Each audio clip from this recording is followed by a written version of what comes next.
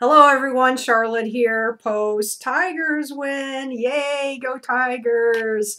All right, I wanted to pop in today with a video on my tips for video interviewing. So I was out to dinner earlier tonight and once again in a conversation with a professional that was fearing having to do a video interview. So I am getting more and more questions about video interviewing and what my take is and what my suggestions would be. So I thought I would produce a quick little video and give you 3 tips that might be helpful if you're finding yourself staring down a video interview and fearing the entire process. All right, my first tip is about equipment. It is important that you're using the right equipment. So a lot of you are probably running on a laptop or a desktop that might have a video camera built in, but it might not be the quality that you're looking for in order to do a video interviewing. So you definitely want to test it out. You want to see if it's going to have good sound quality, if it's going to have good lighting quality, so the video that is produced by that equipment that you have. So if you haven't been doing a lot of videos, make sure that you test that out.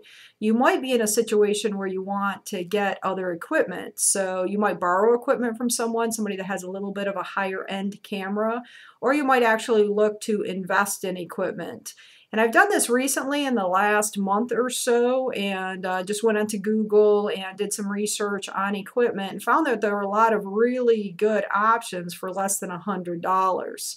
So you might want to take a look at maybe purchasing equipment if you think that you'll have another use for the video camera outside of the video interview that you're going to do. So my first tip is be aware of your equipment, make sure that you're using the right equipment, because it's just kind of like the concept behind the paper that you might have printed your resume on when, we were real concerned about resumes on paper.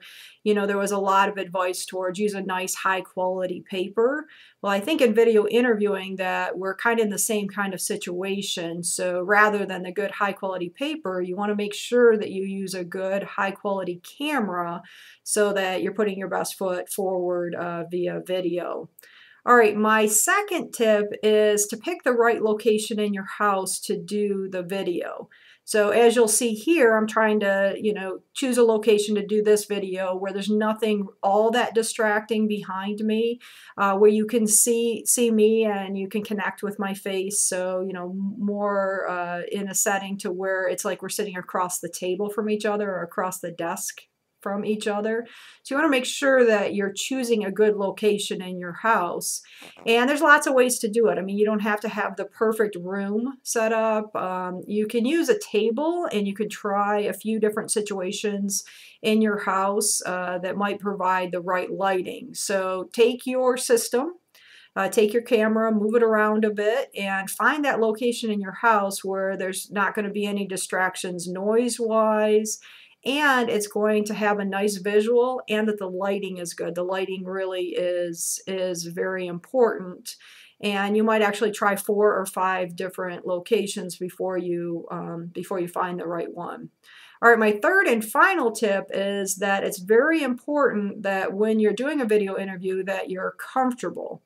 And the only way that I found to being comfortable in front of the camera, because I don't think too many of us really like the whole idea of being videotaped, especially not in an interview process that already kind of is a bit nerve-wracking in itself to do an interview. So then couple that with the video piece and really kind of getting to be stressful. So you need to address that by practicing.